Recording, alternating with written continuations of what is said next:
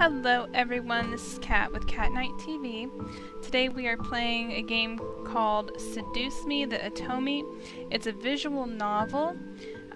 It does say rated 16 plus, so if you're going to be offended by suggestive adult moments or kissing or anything of that nature, you might want to back out now. Otherwise, it's really well rated on Steam, so I wanted to give it a shot.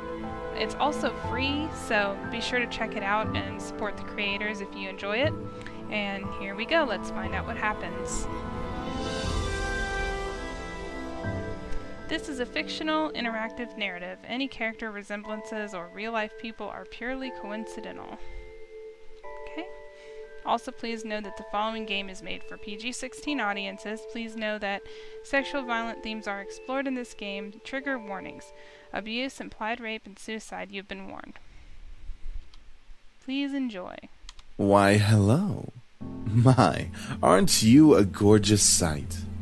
Can I be honored enough to know your name? What's your name? Let's go with Cat. A lovely name for a lovely person like you. Wonderful. Eric, do your job. Very well. This game was produced by Seraphim Entertainment under the direction of Michaela Laws and is powered by Ren'Py Visual Novel Engine. We truly hope you'll enjoy this story. I know I'll enjoy it since you'll be in it. Oh, brother. Eric. Fine, fine. Farewell, my sweet. Somewhere. Come on! Is that all you got? Wanna try me, asshole? Crap! Missed. Let's retreat for now. No kidding. Let's get out of here. That's right. You better run, you stupid punks! Stay out of our territory! Call it fate or call it coincidence. That one moment of violence started a chain of events I will never forget. This formula, created in the 70s, is one of the most important in the field of financial theory. It is used to calculate the price of European-style options and is widely used by option marketers, though there are some discrepancies that are now corrected with the modern viewpoint. Rain. It's been a long time since we've gotten rain around here, but is it the season for rainy weather? So it's not. It is the season for rainy weather, so it's not exactly that surprising. Personally, I love the sound of it. The way the raindrops fell, like the soft tapping of fingers, it was so soothing. Even looking at the droplets hit the glass of the window was strangely calming. For this reason, I felt lucky for having a seat next to the window, though I did spend more time staring outside than I did paying attention in class. The lectures in class were pretty boring. Mrs. Phillips' voice wasn't sporific, but I wasn't interested in what she was saying. And since it was the period right before lunch, all I could think about was doing other things in my free time. Honestly, I didn't really care much for economics. Sure, I had good grades in this class, but that was only because I read the textbook and did my assignments as I had to. I was only taking this class because it was mandatory. If it were up to me, I would probably have taken another course. Luckily, it was my senior year, so after this semester, it would mean the end of high school courses forever. Thank God for that. I didn't hate high school. It was just kind of mundane how the days drifted on as if there were no end to it. The only thing I really enjoyed about going to school was meeting my friends and hanging out with them, but that was kind of it. In short, I was done with high school. The start of the second semester brought a note of finality to it. I'd already applied to many universities the semester prior, and I was expecting replies sometime in the next few months. It seemed like the start of something new, something that would change. That is, if things could change. I stared at the faint outline of raindrops in the distance. For now, I was stuck in this class. Miss Anderson. Miss Phillips' raised voice interrupted my train of thought. just when I was thinking about class. I quickly turned my head to face the teacher. Hopefully she didn't pick me just because she noticed I was spacing out. Yes, ma'am? Would you care to name the equation I set up on the blackboard? Oh, I think I read about that in the textbook last night. It should be the Black-Scholes model formula. Very good as always, Miss Anderson. Anderson. It followed me everywhere, wherever I went. Most people didn't really know me by my first name, but rather by my surname. No doubt since the surname was the trademark of the internationally famous and philanthropic Anderson Family Toys, and because the founder was my own grandfather. Suzu, one of my best friends, turned around and proudly gave me a punch to the shoulder. Kick-ass girl. From beside me I heard Naomi, another one of my best friends, clearing her throat in obvious disapproval of Suzu's choice of words. She means good job. Miss Capini, Oi! care to tell me who the creators of this formula were? Some guys named Black and Scholes. Fisher Black and Myron Scholes. Very good, Miss Patterson. Show off. Better study next time, Suzu. Be like us and study once in a while. Suzu rolled her eyes and slouched into her chair as Naomi gave her a small smirk. She always pouted when Naomi showed up. That's the end of today's lecture. Now, let's separate into groups and work on your projects. Remember, everything is due on Monday. Go ahead now. Before I knew it, Suzu and Naomi had scooted their desks to align with mine, and we turned into the Three Musketeers. Whenever the teacher let the students decide on groups, we always grouped together in our little trio. It was sheer stroke of luck that we all managed to be in the same class, so we had to at least take the opportunity and stick together as much as we could. Besides, we were most comfortable around each other than, say, compared to being around any other classmate. It just made sense for us to put our heads together for any kind of project. I took out the poster we were working on and rolled it open onto the 3 desks. We were pretty much finished with fulfilling most of the guidelines for the project, though we did still have to add a few finishing touches here and there. After working on making the poster a bit prettier, we sat back and inspected our work to see what we still had to do. Naomi, as usual, was the first to look for any issues. She lightly tapped a pencil against her chin, staring intently at the project. Alright, so let's see. We finished the budgeting section, the building leasing, and the cost for labor. What else do we need? Suzu straightened up to look at the poster and stroked her chin. After a few seconds, her face brightened and she spoke up. How about a company name? Huh? Did we really skip over that? Of course we did. You always go straight into the logical statistics and stuff that you completely skip over the fact. We need a name for our project. At least we caught it this time. What do we name it? Not sure. What do you think? It always came down to me. Whenever there was something to be named or titled, I was the master and ending decision, even when I didn't want to be. I like Trinity Corporations. That is way too predictable. How about the Dragon Company? What do dragons have to do with our project? What? It's a totally unpredictable name. It's hot. But our company sells bubble gum.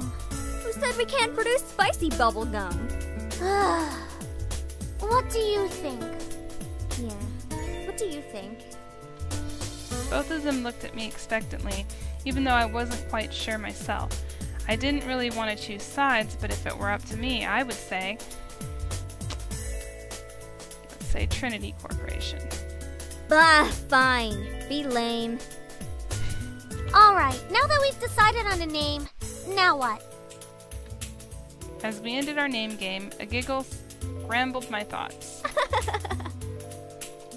Huh? Who was that? Ignore it. It's just Lisette. I looked over my shoulder to see her laughing with her circle of friends, mostly comprised of popular people that were practically friends with everyone in the school. And as a result, everyone in the school knew them. In the center of it all was Lizette White. She sat with a posture that indicated she was still working, but that she had also was ready to casually chat about her day. She had an endearing balance of charismatic and awkward, which was readily apparent when she first talked to someone. It was easy to make her smile and laugh, and she was quite the comedian as well. Basically, she was perfect. Not that she was a robot or something, but she was the student that everyone else wanted to be. Lizette was bright, easygoing, and above all, had her future laid out right in front of her. Unlike the average student, she knew what she wanted to do after high school, and as a result, she was confident and ambitious, though sometimes it could rub a lot of people the wrong way. Moreover, I had known her ever since I was young, but it had ultimately resulted in a rivalry that continued today. Of course, my friends knew what was between us, and upon seeing me glance at her, they shifted their attention to her. She doesn't even look like she's working, in my opinion. She probably is, but she's too much of a stuck-up priss to allow herself to look like she's actually doing work. Oh, come on, Suzu. She may be a little off-putting, but she's not the giant priss that you're making her seem to be. The day she isn't a priss is the day I turn into you. What's that supposed to mean? Never mind. It's about time! Let's bail! Unsurprisingly, Suzu was the first out of the classroom, slinging her backpack over her shoulder with an ease, as she quickly strolled out the door. Her seat isn't even closest to the exit, and she always manages to be the first one out of the door. I don't think I'll ever understand that.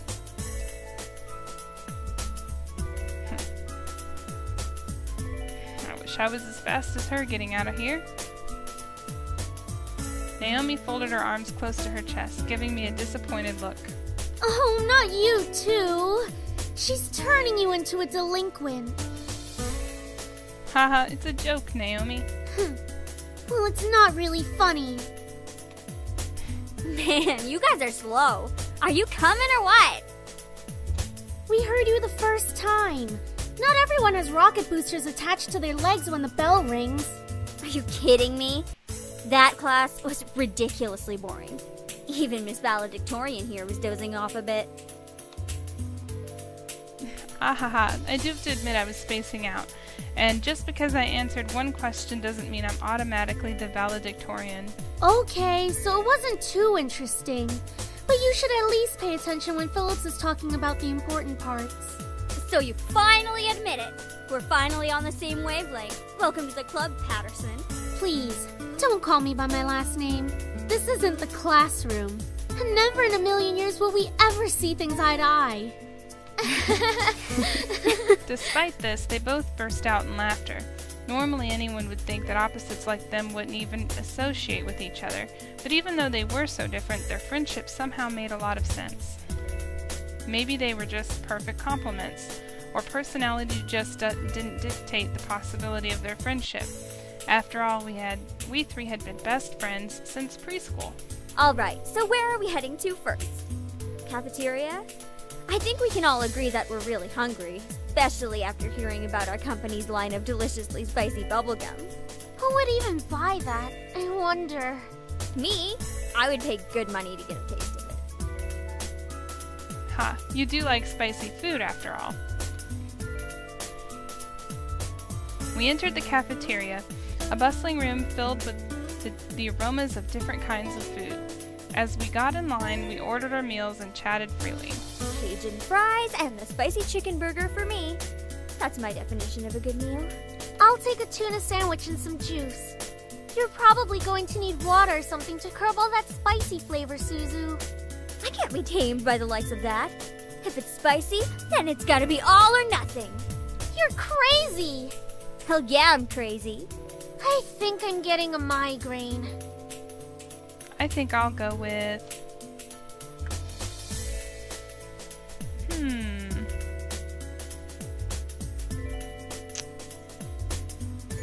Spicy. Might as well go spicy today. Once we got our food, we settled down at one of the empty tables, putting our backpacks aside to finally dig into the food. Suzu leaned back in her chair, tilting it back so she could rest her feet on the table by her food. All right then. Is there anything we want to talk about? Bored already? I know. Let's talk about... Say boys, and I will never speak to you ever again. Aw, why not? What's so interesting about talking about guys? It's not like any of us are gonna get boyfriends anytime soon. We don't know that. What if one of us does get a boyfriend? Like that's going to happen, Naomi. Look at us. I'm a tiny Italian. You're a ditzy blonde. Hey! No offense. And Anderson here. Well, I guess she could land a boyfriend or girlfriend if she wants. Or girlfriend? She can be a lesbian if she wants. True. That's okay, Suzu. I'm not sure I want a boyfriend yet. Why not? It's our senior year. Might as well get a boyfriend.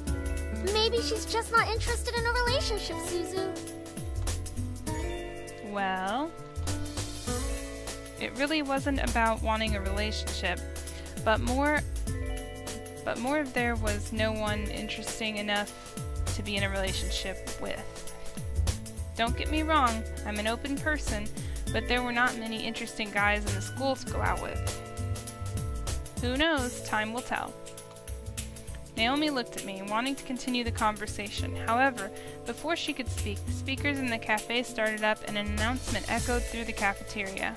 Miss Anderson, please come to the main office immediately. Please bring your things with you. Oh my. Looks like our plans have been cut short. The men in white coats have finally come to get you. Suzu, don't joke around. What if it's serious? Fine. If something happens, just call us. Funny enough, something did happen. And it was certainly no laughing matter. Cold. It was really cold. The rain became heavier that afternoon, accompanied by rolling thunder now and then. The skies had turned dark, though I couldn't see any of it under the black umbrella. Not that I was looking up. In fact, looking up was the exact opposite of what I wanted to do.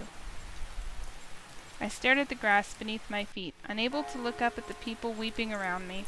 All I could see was the damp grass underneath my feet. Only the monotone eulogies that floated through my ears reminded me that I was at a funeral. It was only when the speeches ended that I finally was able to raise my head.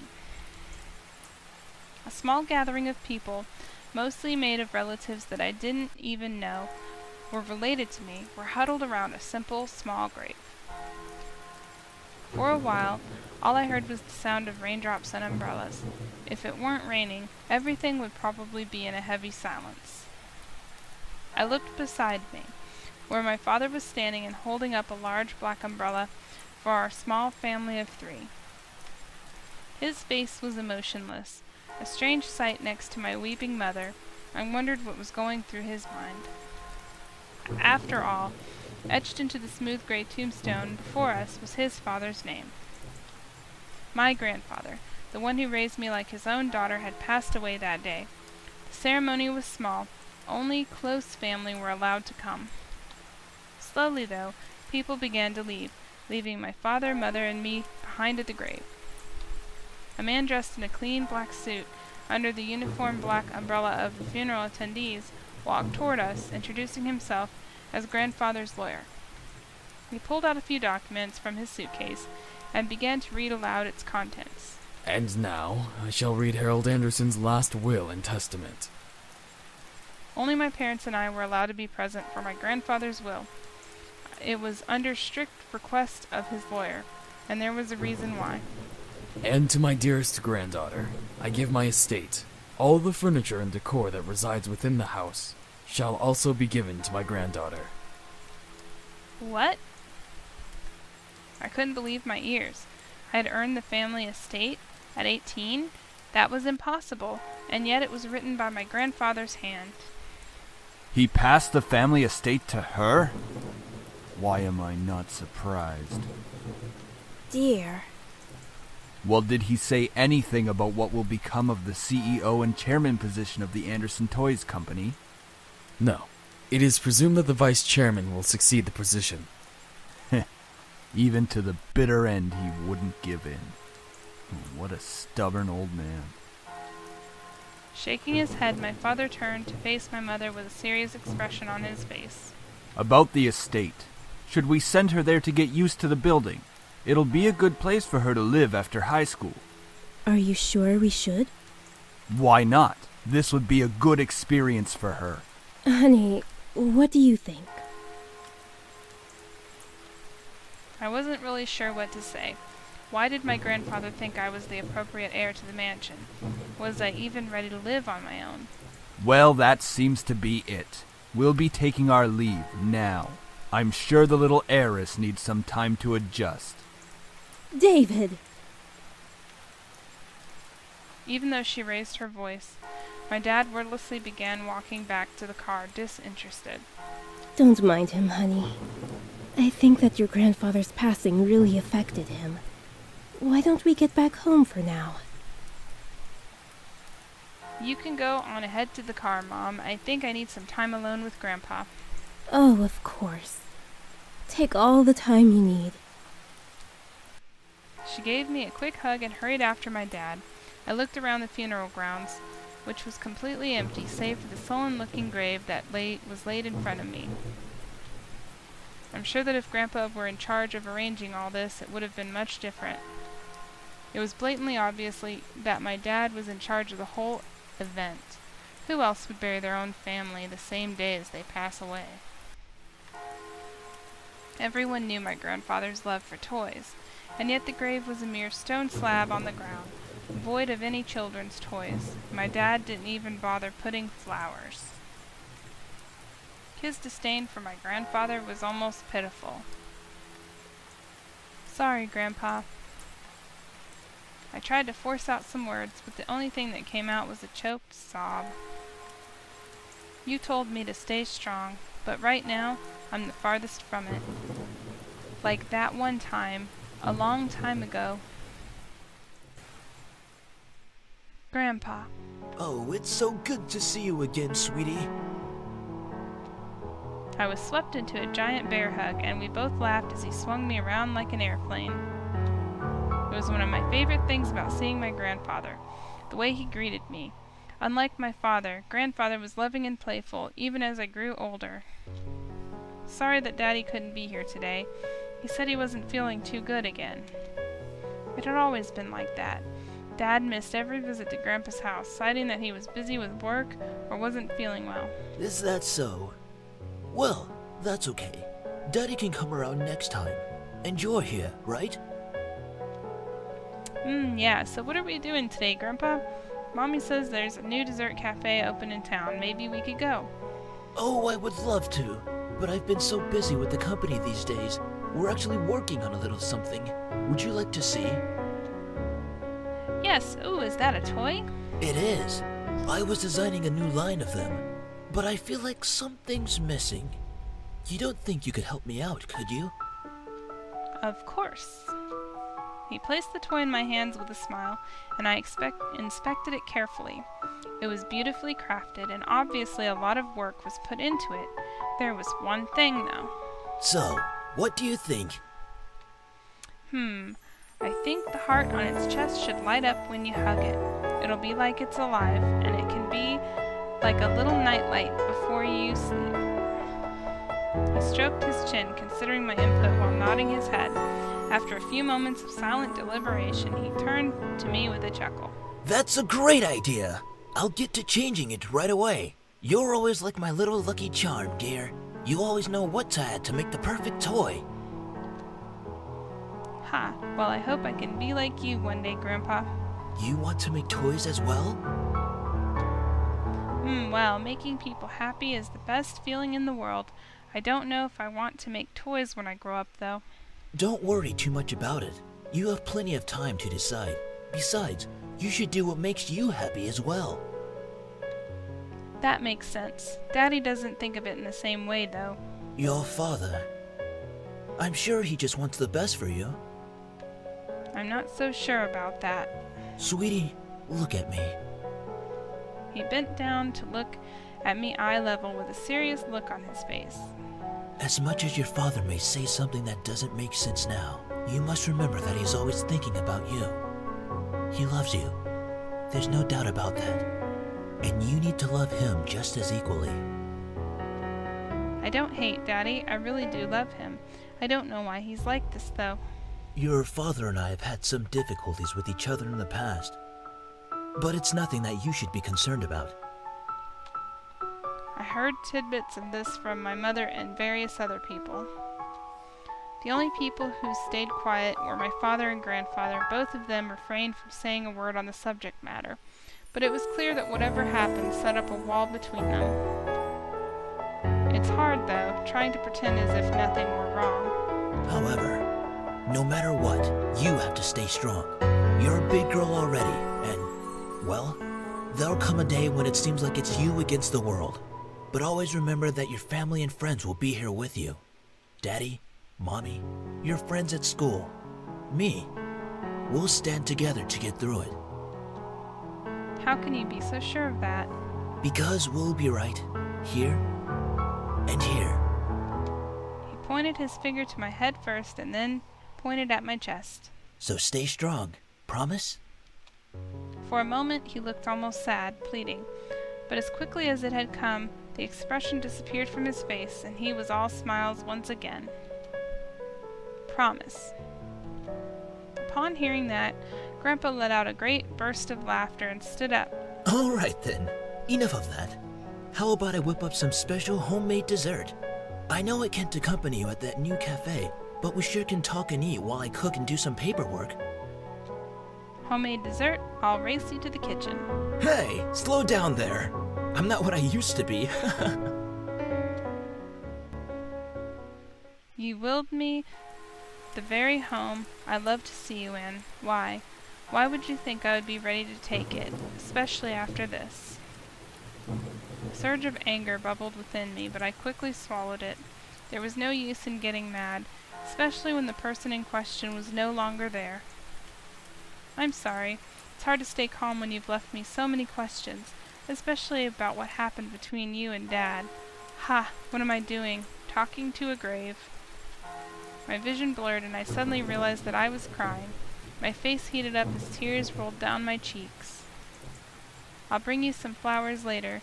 I miss you, Grandpa. I'll try my best to fulfill my promise I gave you, and even if the world might be turned against me. I left the grave, wiping my tears hastily so my parents wouldn't see. Well, it's time to head back home.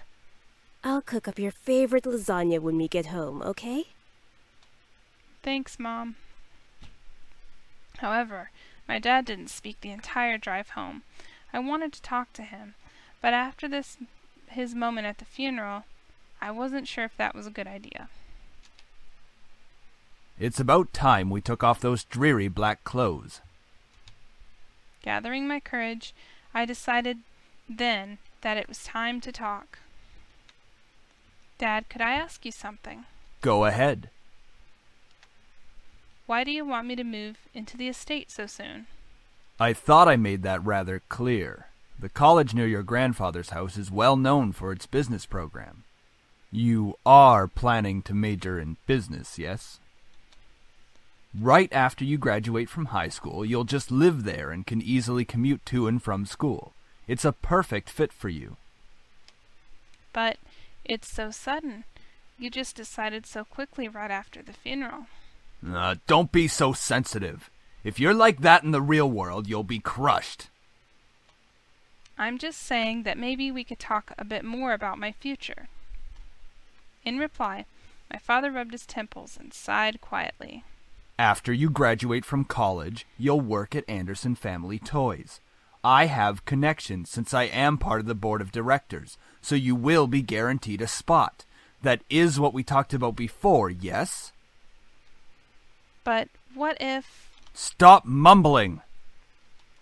But what if I don't want to work there? Don't be silly. It's the family company. Our company. I'm not just going to hand it over to some incompetent vice chairman.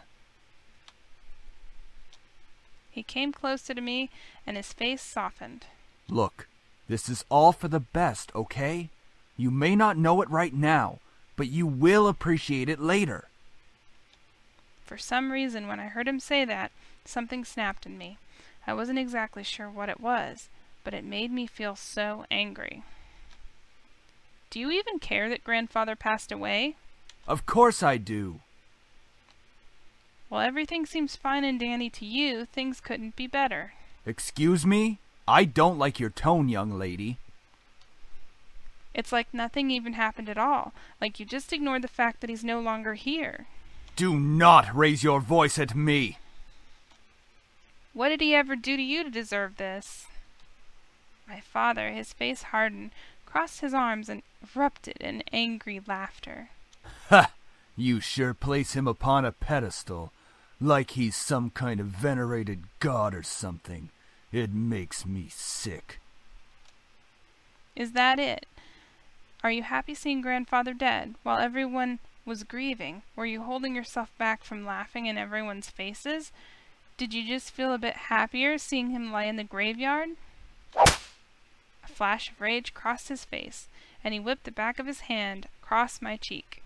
You don't know anything! Running your mouth like somehow you know everything that went on, when you're just a little girl that doesn't know how to keep her mouth shut! Wow, he's angry. You did not know my father! You did not know what he was capable of!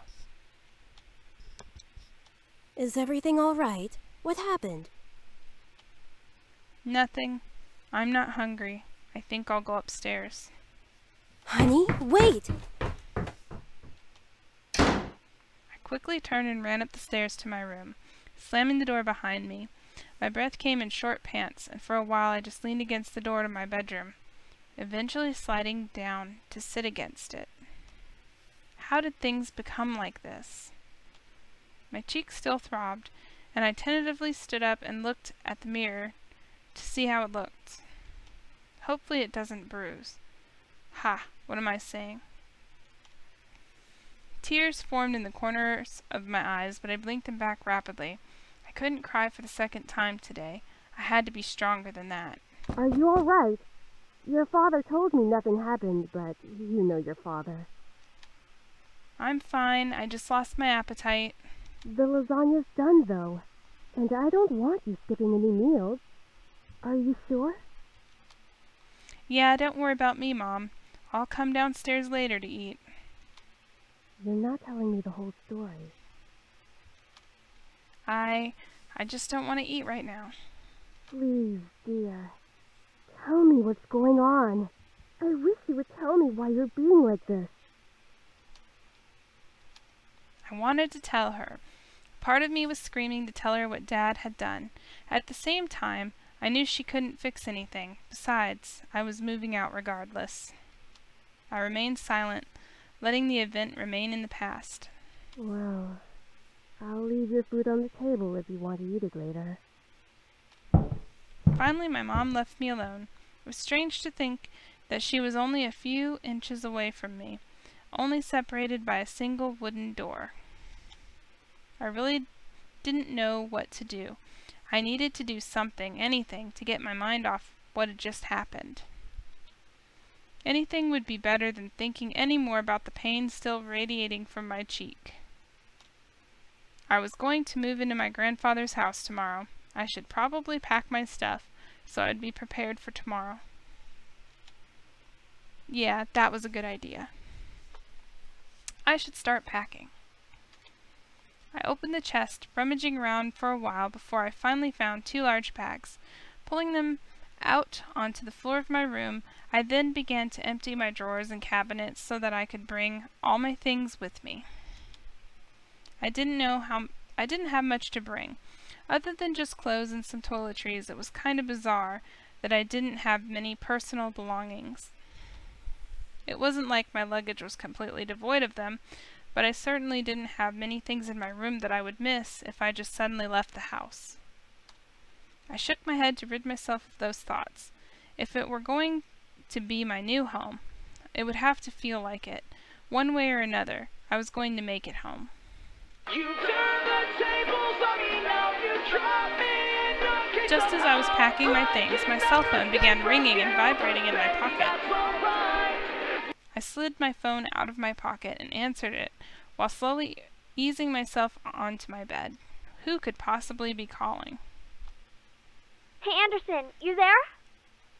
Is everything alright? We were worried about you, so we decided to call. Hello? I'm really glad you guys called. My voice managed to come out, though it was only a whisper. What happened? Are you okay? Well, I slowly began to tell them about the funeral that afternoon. A small silence followed when I was done recounting what happened, and to my relief, Naomi finally spoke up. I can't begin to imagine how you must be feeling right now. I'm so sorry. Do you want us to come over right now? No, it's okay. My dad isn't in a good mood, so could we just keep talking on the phone like this? Of course! We'd stay on the phone until the crack of dawn, right, Suzu? Yeah. We're always here if you need us. After all, we wouldn't be the awesome triple threat trio without you, right? Ha, yeah. Triple threat trio? That sounds like the name of a gang. Yeah! I mean, we're all taking on the world together. We've got to sound somewhat scary, or else no one's going to take us seriously. What's with you and naming things? You've got to step up your game, Naomi. Falling behind to the cool kids like Anderson and me. Tisk, tisk. Hey! I'm a cool kid! If anything, I'd say you'd have to step up your game.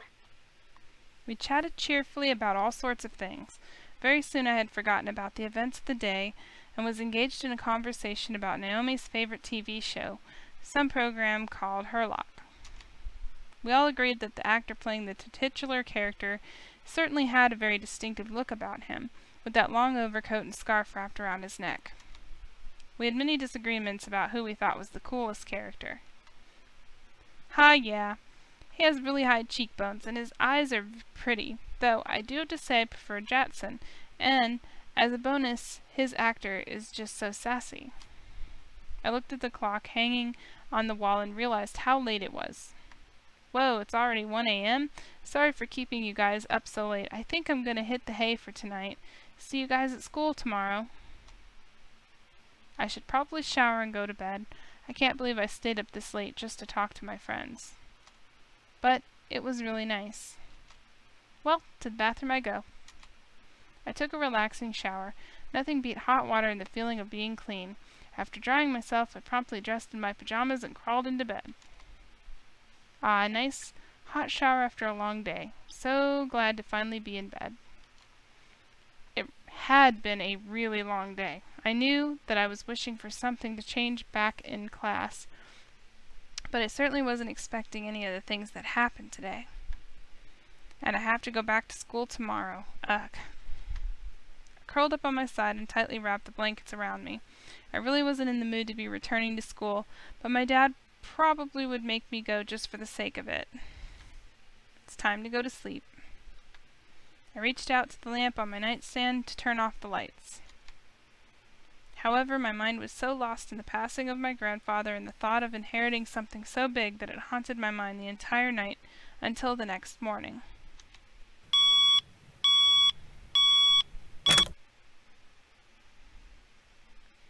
So we'll stop here for now. Look out for part 2 tomorrow. Hope you liked it. If you did, hit the like button and make sure to subscribe for more. And we'll be back soon. Thanks for watching. Have a good night.